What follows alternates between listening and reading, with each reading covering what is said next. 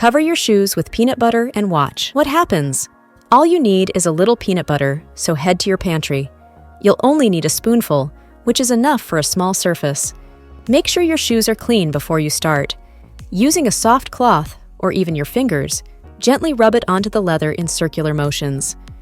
Did you know that peanut butter isn't just delicious, but can also be your home ally? Peanut butter can work wonders on your leather. If your leather shoes, bags, or furniture look a bit worn out, peanut butter can restore their shine and naturally condition the material. Incredible, right? The key here is to be gentle.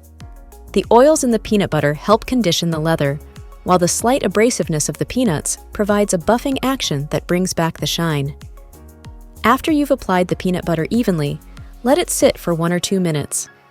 This allows the oils to absorb into the leather, giving it the nourishment it needs. Then, take a clean, soft cloth and gently buff away any excess peanut butter. And voila! Look how the leather comes to life, looking more vibrant and shiny, almost like new again.